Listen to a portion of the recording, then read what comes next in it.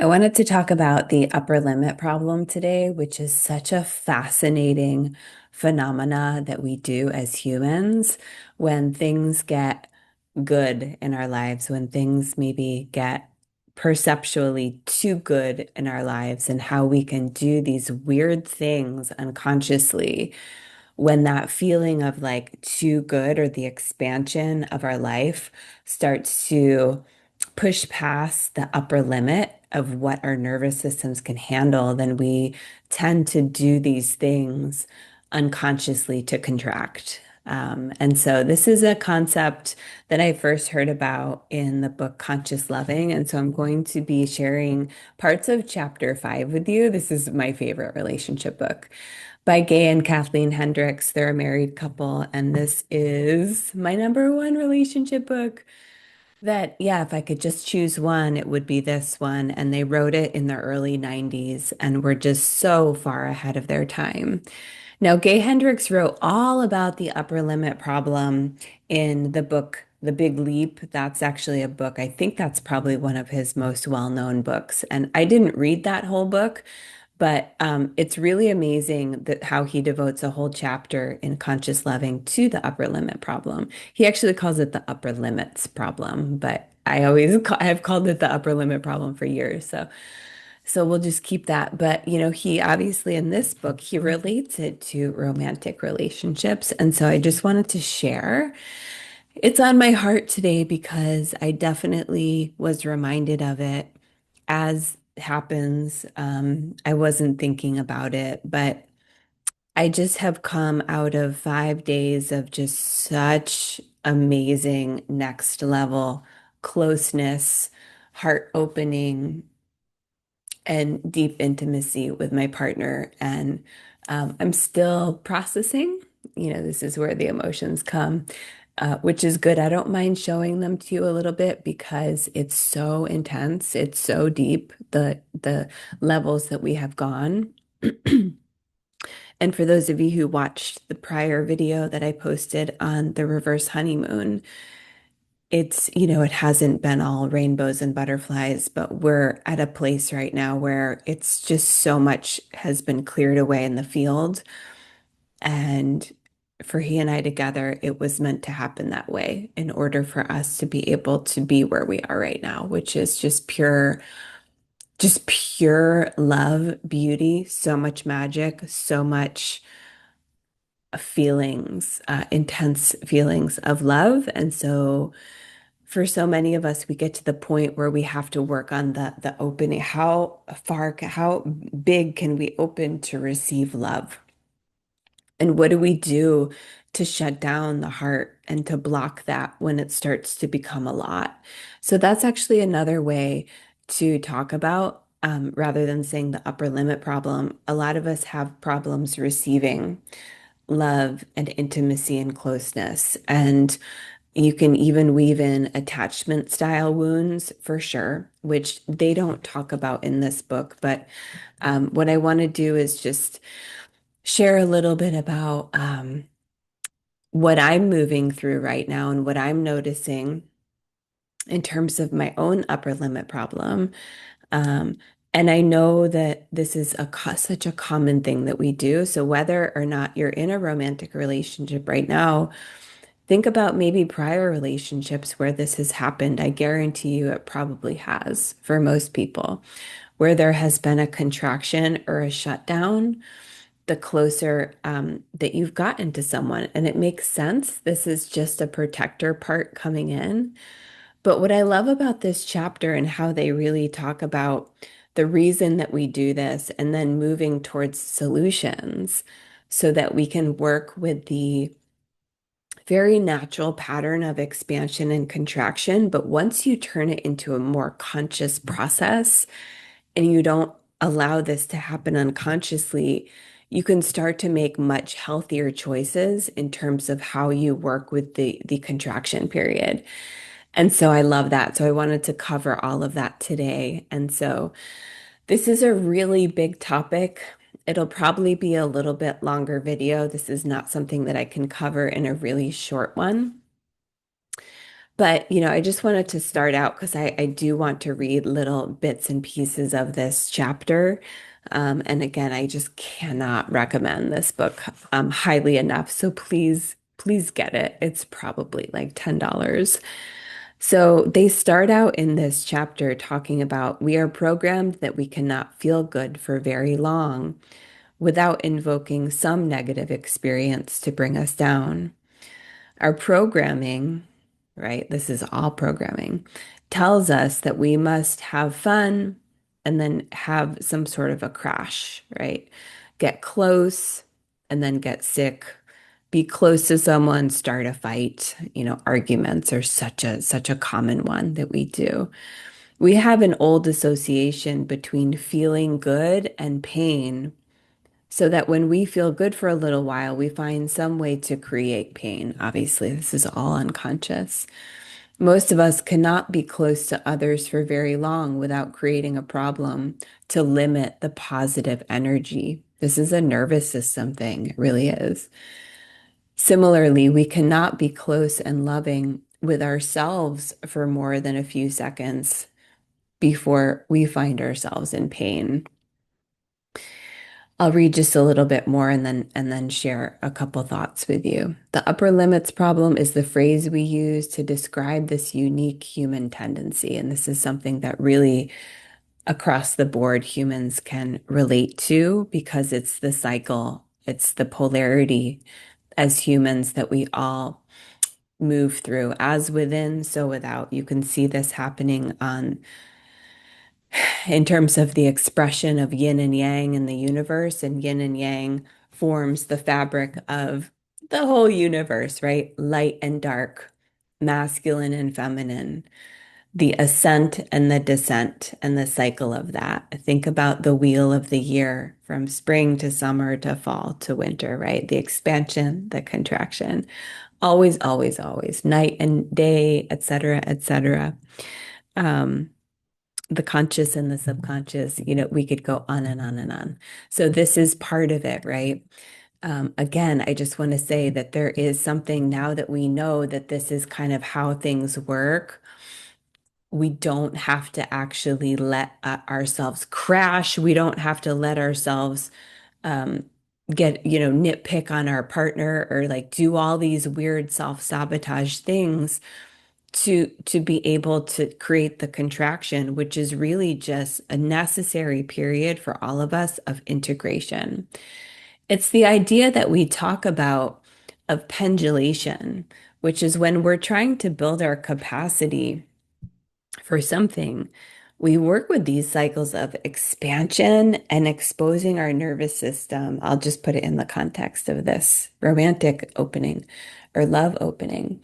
We open ourselves to, experience the depth of love, intimacy, and connection with our partner. We start to know ourselves really well, to start to know when we're hitting up against our upper limit problem.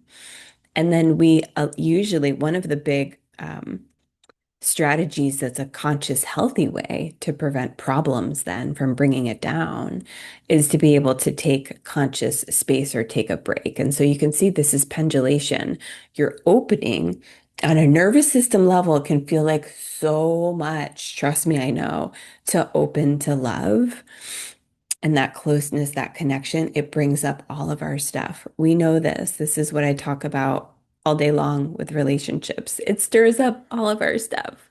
So the more that we can become conscious every step of the way, this is this path. It's really this whole conversation today is talking about how the more that we become aware of all of these things that very naturally happen as we get close to people, we can start to make choices. And so taking a conscious break, this is why I incessantly talk about the dance of union and separation. Union, coming together, closeness, connection, intimacy, vulnerability, and then separation, being able to take a break to really, root back, ground back into our own energy and integrate the positive energy of that connection consciously.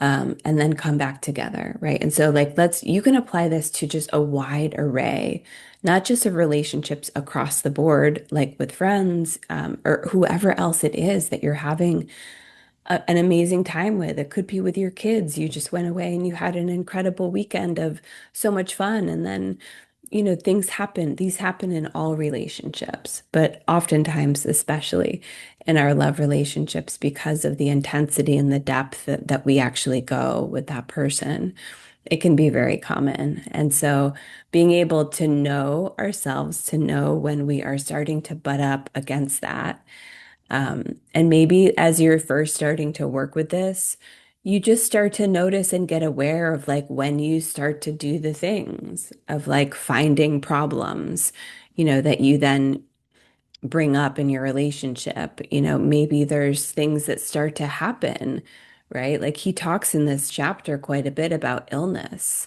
or accidents. It's just crazy to think about this. And also, I believe that this is true on some level, right? And they wrote this book decades ago.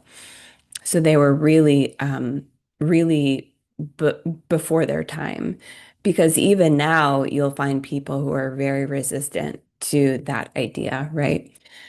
So we'll talk about strategies, but I just wanted to kind of continue on here. This first section of the chapter is very powerful. And then what he does is that I think it's actually mostly him writing it. That's why I keep saying him, but his wife helped and they obviously are living this work too. So I want to give her credit. But the first few pages, he really strongly sets this whole thing up perfectly. So I just wanted to read a little bit more. The chapter is called The Only Problem That You Need to Solve, because what they call in this book a co-committed relationship is what I call in my work conscious relationships, of how we can do relationships very differently. The bread and butter of everything I talk about and teach about and help people one-on-one and in groups with has to do with practicing relationships in this way. It's so crazy because this book was recommended to me by someone who thought I had read it and was really kind of teaching from it. But it's not true. Like with my own twists and turns in life, I actually came to start teaching what I called conscious relationships. And I had just discovered these things through experiencing relationships in my life. And then I read this book and I got chills. I was like, oh my God, they were talking and teaching about all of this stuff that I kind of organically in my own messy way came to. So that's one of the reasons why this book is so close to my heart. But he basically says the only problem that you have to solve in a co-committed relationship, right? I would say conscious relationship, you trade all your former problems for this one: how to let yourself expand continuously into this more positive energy. When you get close to someone, the positive energy is multiplied beyond what each of you has attained on your own. This is so important to pause on for a minute. Because if you think about it, we do the upper limit problem in our own lives as well. Like, put relationships aside. Sometimes if life starts to get really good or we get opportunities delivered to us or whatever it is that's being gifted to us, we do the self-sabotage even without a partner, right? And so you can see that when it's amplified, when this positive energy is amplified, with you and another person, that's when it really starts to get off the charts for us. Because don't forget about this shared field of the relationship, this third thing of you and the other person, and you merge together in relationship and you create that third thing, which is the field of the relationship. You could just call it the relationship. Sometimes they call it the fields. It's the union aspect. It's the third thing, the third entity, which is the relationship, which becomes a living, breathing entity, really. That word, it's not a negative thing. Entities are not, we don't want to jump to, that whole thing, but it's a living, breathing. Sometimes I describe it as a garden, that needs to be tended to over time. This is relationships, beyond romantic ones. And so the field becomes really, it becomes just a lot more to feel, when it's beyond your heart opening, it's another person too, right? It's a lot and it can be just the most beautiful thing ever. And so when you get close to someone, the positive energy is multiplied beyond what each of you has attained on your own. Due to our past conditioning, we all have a limit of how much positive energy we can tolerate. We don't think about this stuff consciously, it just happens. Go past this limit and an alarm goes off in your unconscious. If you don't rest at this point, allowing yourself time to integrate the energy, your unconscious will find a way to stop the flow of positive energy. Its strategies can be very primitive: arguments, illnesses, accidents, addictions. It is far better to become adept at noticing when your limit has been exceeded so that you can consciously find a way to integrate the energy rather than leave the task to your unconscious, which really does it in ways that are not healthy for us, right? It just does all these crazy things and then we get confused. And when you start to wake up to self-sabotage, it can be like a whole mind, like a mind fuck thing of like, why, right? Why do we do this to ourselves? This gets into all the bigger philosophical questions of why does life have to be so hard? Why does there have to be so much suffering? When we start to become conscious of some of the things that you can say, yes, we're sort of programmed into us from the external, but then we run these things in our life and we create problems that don't need to be created. So, I mean, it's just so amazing. And I'm so curious to think about as I sit with this today, what's really on my heart beyond just my own. I really am like in it right now because we just had such an incredible like this is ne it's never been this way in a relationship. So I'm really digesting it with you right now, which is why it's on my heart. But I'm really interested today. I'm sitting with the bigger thing of zooming out and thinking about how the upper limit problem runs in humanity and in the collective, and these cycles of expansion and contraction in terms of humanity, human history, right? Of course, we can apply it to the collective, right? It's crazy to think about. And because most people are not conscious of this, right? Like, how are we doing this on a collective level when we're not conscious of this? And so, as I sit here and talk about this and really apply it to my own life, and also think about how this really can assist humanity, right? This is important work. Not just this, but the relationship work at large. But it really is something that I wouldn't be sharing these things with you if I felt like it was like a small deal, right? Like I come on and I share these things with you because they feel like really big keys. And so I hope that you can feel that. So he says it's far better to become adept at noticing, right? So you could consciously find a way to integrate the energy.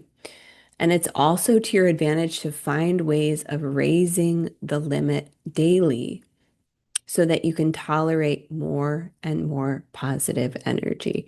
I'm just going to read a little bit more and then maybe touch back on a couple of quick points in this book. But I did want to bring in his actual words because they're very powerful in setting the stage for this topic.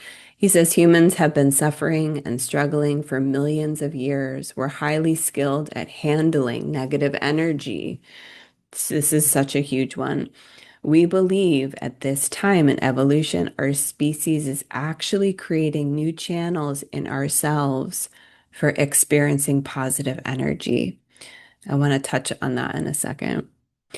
How to feel good naturally without chemical assistance is a new task in evolution. And so, I mean, what I just want to say to you is that last year in my own personal life, and then what I was bringing to my work with clients and groups and our community was this whole idea that I was realizing that I had spent God, 10 years, yet last year was 2025. So I had spent actually 11 years deep in shadow work.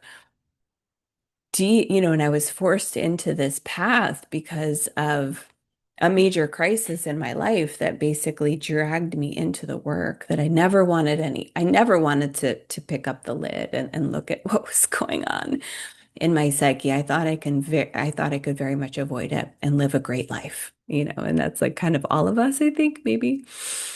And so what I realized in 2025 last year was that, if you think about the law of ascent and descent, right? The descent is going in, right? Especially into the shadows, into the depths, right? Go into the depths of your unconscious and see just like the mess, the darkness, the trauma that is there, right? And we cannot skip that step. Obviously, I was avoiding it up until 2014, which is when that major crisis happened in my life. And so we can't obviously skip these steps, right? But then what happens sometimes is that we become addicted to the suffering.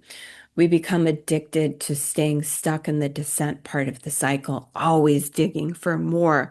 What more is wrong with me? What more is wrong with me? Okay, what's the next wound that I need to find? And it, like so many people in my community, can relate because many of us come to this work having done truly years and years of unpacking of this stuff. So there can also be a resistance to coming up and out, which is the ascent part of the cycle. And so that's why last year when we did the groups, the first one where it really came through was Summer of Love, and that was just a profound group of people that came together. And Summer of Love was all about, can we stop digging in the muck, at least temporarily, so that we can come up into the ascent part of the cycle, which is like, can we open to more goodness, more joy, more love, more ecstasy, more pleasure, and whatever you want to call it. And we actually used David Hawkins' book, Transcending the Levels of Consciousness, quite a bit in that work where he really outlines these, the higher vibration states of being. And it was such a beautiful experience. I'll never forget that group and the work that we did because it's nervous system work, right? And so I just want to weave here a moment, a little plug for the breathwork meditation on my website that's called it's called Heart Opening Breathwork.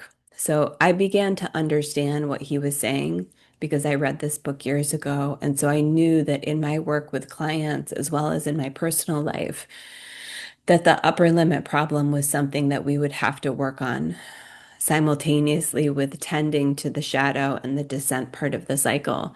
You have to be able to work with both the descent and also the ascent, opening your heart, building your capacity to hold and feel more love in your system. He calls it in this chapter positive energy. It's the same thing. So when I recorded the heart opening breath work, that is an embodied practice on a somatic and energetic and heart level of being able to cultivate the feeling of love in your system and being able to open to, on a nervous system level to expand. How much love can I generate in my heart? How much love can I allow to run through my system? And then practicing giving and receiving love. It's huge. So it goes hand in hand with this nervous system work. You can do it in other ways, but breath work is such a beautiful and very powerful way to work on nervous system expansion. It's really beautiful. And so that is a very super low cost offering where you can sort of take what I'm saying today and apply it on an embodied level to yeah, because I think that we need to go beyond talking about it. It starts here for many people of learning about, oh, like here's something that we do as humans, right? On a psychological level, on an energetic level, on a nervous system level. And so now how do we actually practice, right? So whether it's the breathwork audio where you can have a very powerful practice of expanding your ability to hold that sensation, right? Because it is on a somatic level, it is so high sensation to feel that amount of love and intimacy. And I promise you that this is such beautiful work. It's such beautiful work. And think about like all of the years that many of us have spent in therapy or with whoever our support people are.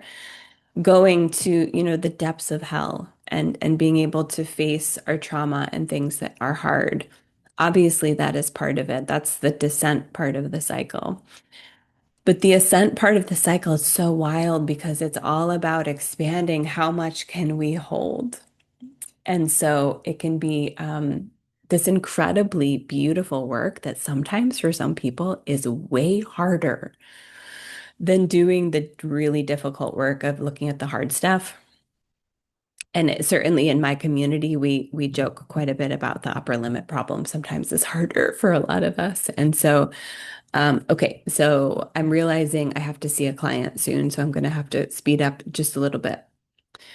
He talks a little bit about how the upper limit problem is especially critical for people who are recovering from addictions, because obviously addiction is a way for us to numb ourselves, not just from feeling pain, but oftentimes the other end of the spectrum as well, from avoiding feeling anything at all, right? Like the good stuff too, as well. Um, oh my gosh, I mean, there's so much in this chapter. Yeah, I mean, I think well, I just want to share this and then I'm gonna add a little bit more just of my own and riff on it a little bit. So he says, let's begin by understanding the alternative to the pulsation of like, the ascent and starting to feel really good and then crashing and doing all these unconscious things to interrupt that flow of energy. So he talks about pulsation is here to stay. That's how the universe works. That's what I was talking about in terms of yin and yang, or I mean, ascent and descent. It's part of our human experience. But once we bring a level of awareness to it, it doesn't have to be so crazy. I promise you. So you can install a better program in your mind and body, one that consists of positive, opening to positive energy, rest, positive, rest, positive, rest. So this is the pendulation. This is the integration. Think about when we do breath work. A lot of you know breath work. You've breathed with me before, or maybe you haven't, but the type of breath work I do is a really beautiful expansion. And it's a surrender of the ego so that we can shift into an altered state and start to feel the truth of who we really are. It's a longer form where we're breathing, laying down with it's a three-part breath for 20 to 30 minutes. And so that's a major expansion. You can feel it energetically. You can feel your heart opening. You can feel your own upper limit is actually being opened, right? Because we're stuck oftentimes in the small self, and breath work is one way of getting into an altered state where you can really expand to feel the truth of who you really are. And it is wide and it is vast, and it is my bridge to God, is what I call it. And it's a homecoming. I often use these words to describe breath work because there's a major opening for many, many people in breath work, right? This is why the Shavasana period of resting for 5 or 10 minutes at the end and just completely resting, not doing the active breath, shifting into rest, Shavasana. It's a conscious way to do exactly what he says. This is the integration period. So we talk a lot about integration as well whenever people speak about psychedelics, and it's really the same thing. You can say it's specifically there are reasons why, but then like broaden it too beyond the world of altered states and why we have to integrate to psychology in general, to relationships in general, to nervous system work in general. This is why we have to do this pendulation in relationships. This dance of union and separation is a profound thing that can help us, not just protecting us from codependency, but also to be able to assist with the upper limit problem, to be able to expand our ability to do that ascent together.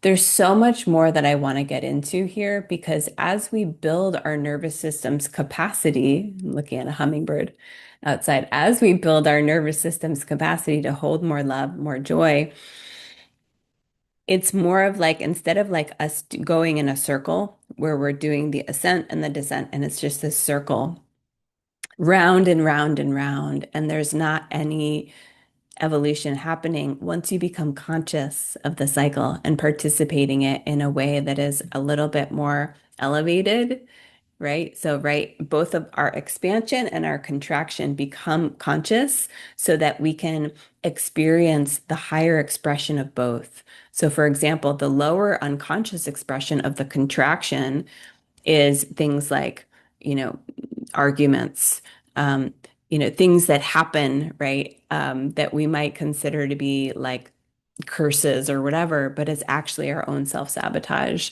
unconsciously. So how do we upgrade the contraction period? We do it by becoming conscious, understanding the cycle that we can't escape this, the expansion and the contraction. But when we work with it consciously, we're able to do it in a more elevated, conscious, aware way that is the higher expression of the contraction so that we truly can step into more sovereignty of our life and we don't have to let things crash and burn constantly. We don't have to let life get to these like crazy ups and then rock bottom moments. Like there's a way to escape this. I can assure you, right? And this is something that's so huge. I mean, something I talk about with clients all the time because they bring it to our work is they ask, like, does life have to be so hard? For those of us who have gone through the dark nights, like God, there's so much there. That's a whole other thing, but it's not a whole other thing. It relates. But like one of the things that I learned is that when you become awake and aware to this inner work, to everything that I'm saying, and to the cycle in general, you realize that once you become a conscious participant in your life and you start to understand these universal laws of the ascent and the descent, it does not have to be bottom moments unless you go back asleep and you're not willing to participate with the signs and the signals. And the thing that loves us more than we could ever know is always trying to give us signs and signals and benevolent support along the way. It makes me emotional because I've lived through it. And I promise you that once you start to do this work and walk this path, even if it's just becoming a more conscious being, you can start to step into your full power and realize it doesn't have to be these hard crashes and burns. Right? So I want to also just get into he talks a little bit about the things that people do to sort of self-sabotage and bring it down. Obviously, like there are things that can start to come in, right? Fears, worries that start to interfere, that are all based on past programming that are not actually true for the most part in this present day moment with this person. I think a lot of us know, right? If it is true, that's a whole different story, right? This is where we use our discernment to be able to figure out, is this fear coming from a past patterning? Is it true now or is it not? Right. So he talks about how all these things will creep into our minds to try to bring that energy down. He also speaks about deflecting, which is that we can't even open to receive any of the positive energy. And so we deflect it completely. One thing that I'll be talking about in the February 22nd workshop, which is called Opening to Love, and actually has quite a bit to do with what we're talking about today. I'll be talking about the illusion of scarcity, which is that sometimes because of this programming, we have this illusion of scarcity, whether it's like there are no good men out there are no good women out there. I don't see anybody around me that I can talk to, right? Like there's something that is very prominent in terms of I'll just put it this way. I get a lot of people coming to me that are like, I don't have there's nobody, right? And so this is what I call the illusion of scarcity. I know this one because I really was in it for a long time. I'm not saying that there's not actually a truth to some of it, but then there's this whole other layer on top of it. That is something that we can really question and see our own programming and our mind does these things that actually block us from being able to, number one, see blessings or people in our field. And it's like this like very small way of seeing things. It's really cool. I had someone who in my community have a really big breakthrough with this of how he was actually creating that in his reality and how he broke through and like the most magical things are happening for him now. Okay, so he talks about like being addicted to the past, right? And how we just continue to loop in those and how that is a way for us to deflect, right? The energy, the positive energy can't even come in because we're unconsciously blocking it. Arguments, I mean, I'm just kind of going quick here. And just in general, going unconscious and just living unconsciously is a huge way that we will block ourselves from this higher level of experiencing positive energy. Concealing feelings. So he says when an upper limit is approached, your unconscious mind may try to protect you by shutting off feelings, right? It's just a shutdown. The resulting deadness brings the energy back down to familiar levels. The cost is that you're less alive, both inside yourself and in your relationship. I mean, this it's so much. Feelings are the lifeblood of relationship, and they must be nurtured for the relationship to thrive, and I would say survive. I mean, it's just so crazy if we think about this and beyond relationships, how we do this, how we even with our breathing, still to this day, I'm a shallow breather unconsciously during my day. And as a breathwork teacher, I know the power of breath. But we do it too in our inhales and our exhales every single moment. If we're a shallow breather, we are not opening to the fullness of life. That is just a fact, and so that's why these moments for many of us, because let's just face it, a lot of us, even if we are a huge fan of breath work, we're not going to be like taking these full deep breaths like every moment of the day. And it's not like we have to do it like weirdly or whatever. But if you're a shallow breather, it can be so helpful to just build in these time periods, right, in your day. Because once you start to really meditate on the inhale and the exhale and what's really happening on this bigger level, oxygen is a lot of times what I call like you're breathing in life force energy and you're breathe this the oxygen a lot of times I call it associating it with God frequency. If you pull it in, it is literally life. And then on the exhale, the carbon dioxide that is exhaled, you're releasing whatever is like anti-life, you can say, whatever the debris, right? It's like a detoxification.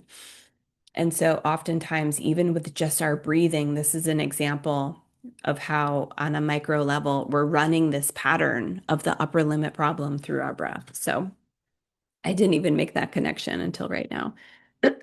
He talks about how things like lies and broken agreements can also be these things that come in to try to pull the energy down in the relationship, that we fail to tell the truth to our partner and keep our agreements.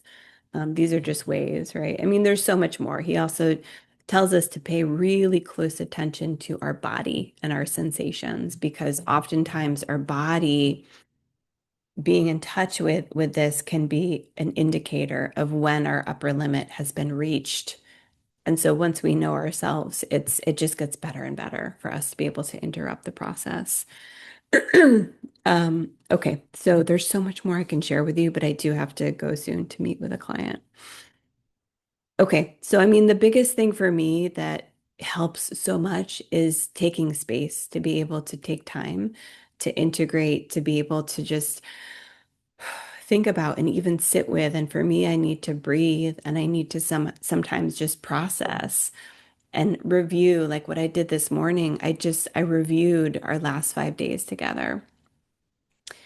And I felt myself, after he left this morning, I felt myself wanting to immediately get back into life, like work and the day-to-day stuff, right? And then I got to this point where I just felt so uncomfortable because I knew that I was avoiding sitting and marinating in the specialness and the depth. And there was more for me to feel.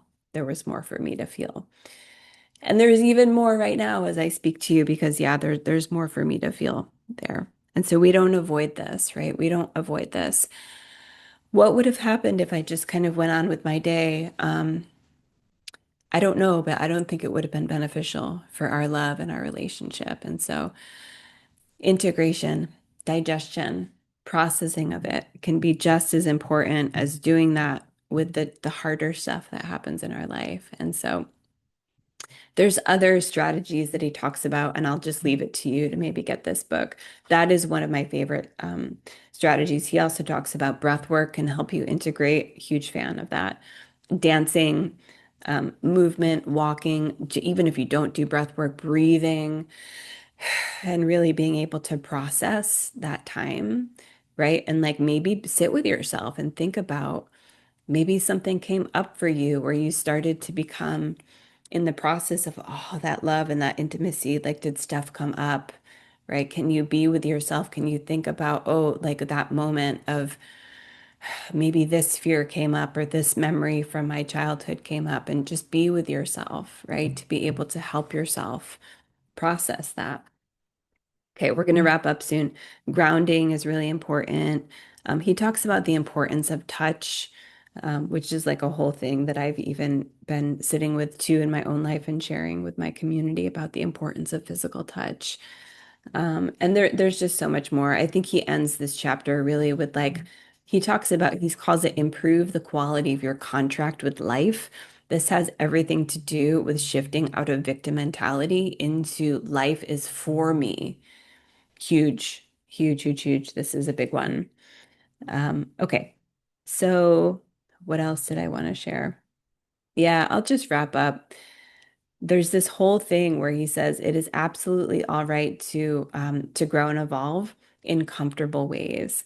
So learning does not have to be painful unless we believe it does. This relates to the quote that I share often with people, which is that, Patricia Joundry says, the masters affirm that we evolve through suffering until we learn to evolve through joy. I've shared this with so many people, and it kind of relates to what I shared earlier.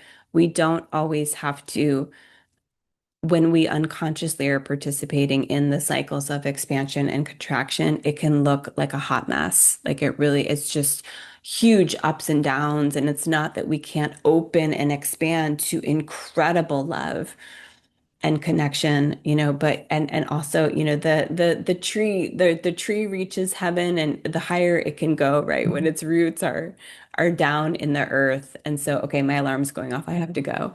But upper limit problem for me has been one of the number one things that I love to work on expanding in my own life.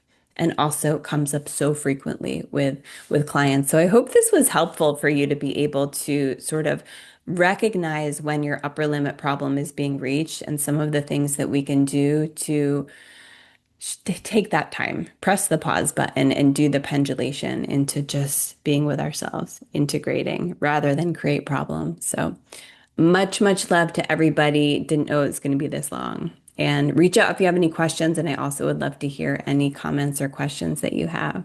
Okay, talk to you soon.